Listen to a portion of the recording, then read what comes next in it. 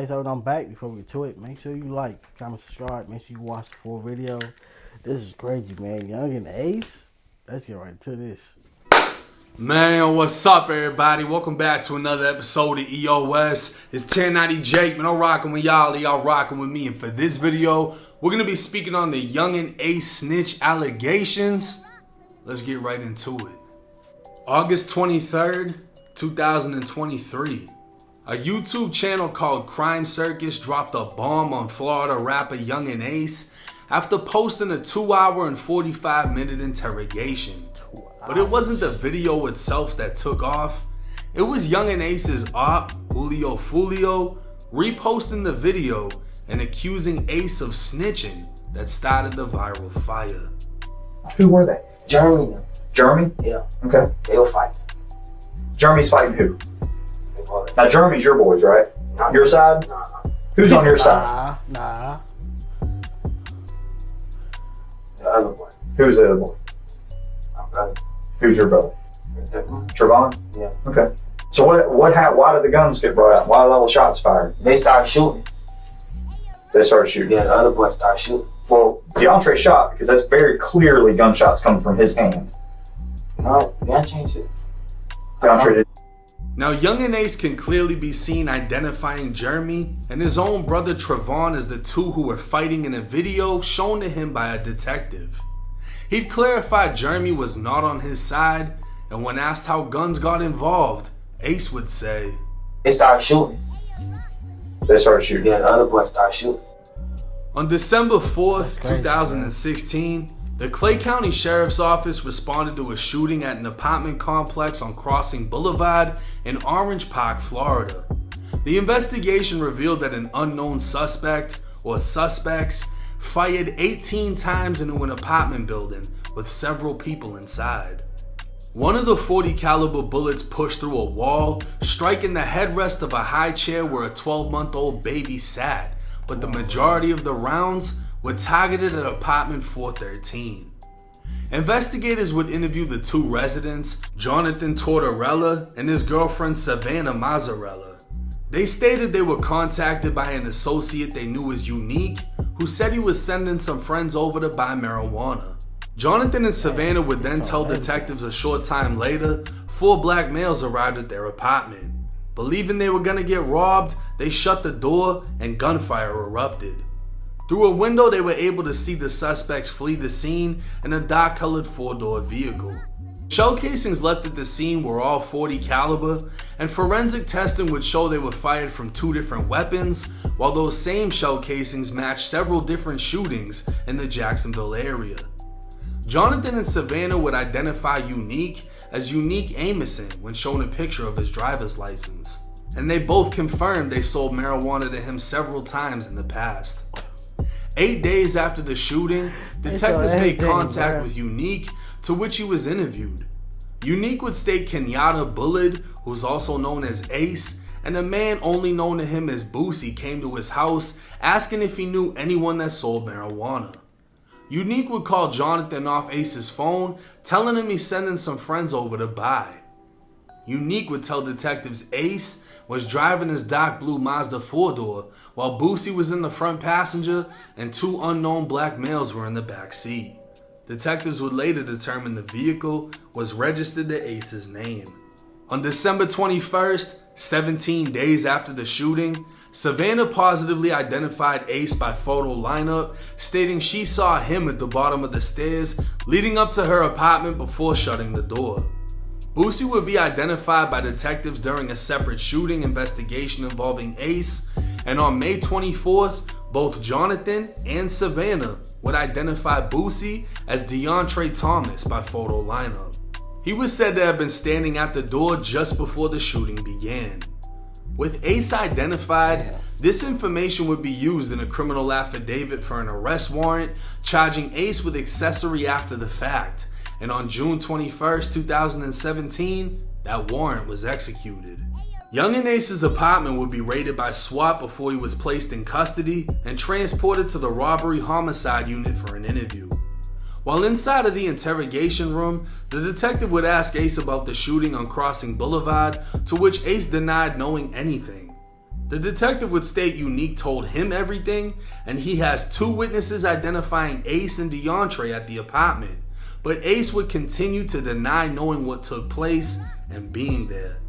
There's people that provide some information involved in that case at Crossings Boulevard, that shooting, that you'd be shocked. You follow this chair right now. So what happened? I know you went to Yungeen's house. You asked Yungeen where you could score some green. He called his boy and sent you. No. I got 2 people IDing you and DeAndre at the apartment. No. So just be honest and tell me what happened. Let me ask you this. If I was able to bring some evidence in and show you some evidence, me and you talk, be straight?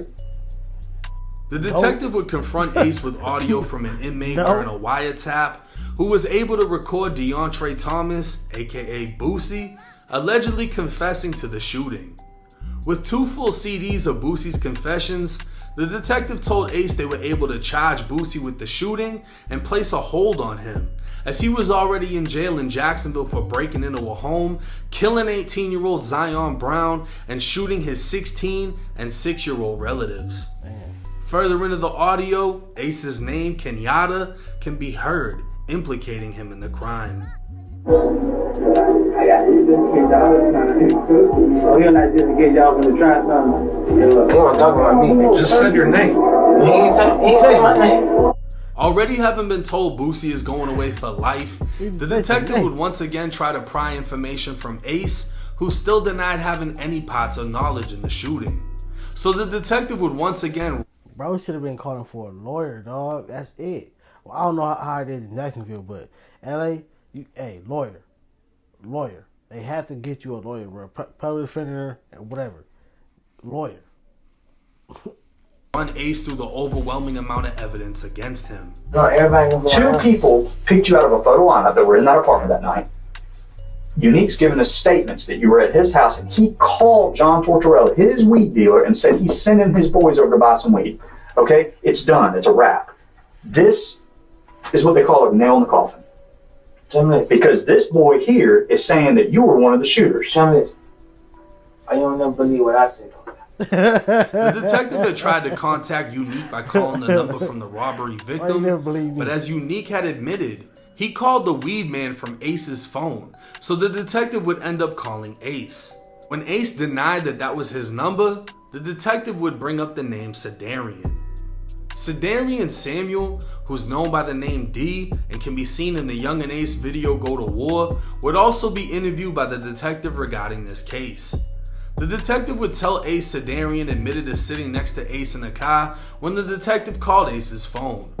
According to the supplementary report, Sedarian denied having any parts in the incident, said he was in Ace's car for the phone call, and said he didn't know who Ace was with, but Ace was at the scene of the shooting when it happened.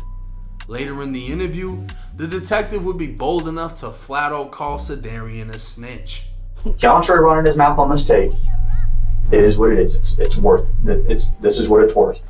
But I also go on what Yungeen Amison told us. I go on what John Tortorella picked you out of a photo lineup, and he's the guy that was in the apartment that Yungeen called on your phone. I go on the fact that I called thinking I was calling Yungeen that day. I talked to you. Sedarian backed me up on that. He said he was in the car when you answered. He recognized my voice. Who's that? D. And if you want to go down the road of what wasn't my phone, then we'll pull D in. And D can walk his little happy ass in the courtroom and sit down and say, yeah, Detective Calhoun called the phone. I was sitting next to him. I recognize his voice because I've helped him on previous cases. I've been a snitch. Asking Ace about a carjacking allegedly committed by him, Boosie, and That's a cold detective right there, bro. He ain't playing. Ace would once again deny any involvement when the detectives decided to confront Ace with a video recovered from Boosie's phone after he was arrested. The video would show Ace fighting along with a group before the detective says Boosie starts shooting, turning it into a shootout. Since audio conversations is not your thing, we'll do video. Because DeAndre's stupid. This is actually DeAndre Thomas's phone that we got when he got arrested. And he's dumb, he likes to film shit. But as I'm browsing through this the other day, just trying to find neck heads or tails on a lot of stuff in here, there's a video in here of you in a fist fight. And a bunch of people start fighting. And then all of a sudden, damn Boosie goes to shooting. After watching the video, the detective would ask who was fighting, and Ace would repeatedly say them two while pointing at the screen before saying the name Jeremy. Now Jeremy is alleged to be Jeremy Peterson, who's currently in prison for a separate incident, and searching through his criminal cases, it would show he was never charged with any crime relating to this fight/shooting. Ace would say Jeremy was not a part of his side, and his brother Trevon was the one fighting Jeremy for reasons he didn't know. When asked why guns were brought out, Ace would say they started shooting, and this is where the snitch allegations come from. So why did the guns get brought out? Why did all the shots fired? They started shooting. They started shooting. Yeah, the other boy Education, started shooting. Well, DeAndre shot because that's very clearly gunshots coming from his hand. No, gun change it. DeAndre didn't shoot. I promise to you. I promise. The other boys, they start shooting. Yeah, they start shooting. Who got stabbed? The other boy was in the video. Who's that? My brother. Javon? No, it's not my real brother. It's his name, John. John. Yeah, they always stabbed me in the back. Who's John? What's John's real name? John. John what? What's he go by? John. Julio Fulio would take to Instagram explaining why he believes Yungeen Ace snitched. Explain how he told in the video. You gotta go look at it on YouTube. He said they was fighting Jeremy. He said that them boys shot. The boys, he saying the nigga Jeremy shot. He gave the police the nigga Jeremy name saying they shot. So that's telling, right?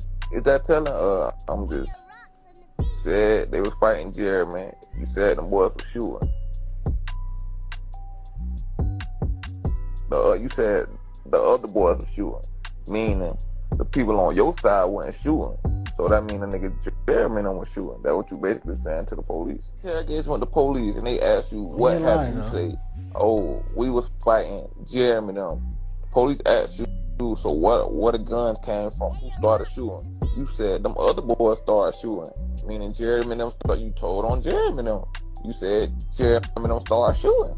Is that telling? Now Fulio said Ace told the detective Jeremy shot, which isn't true.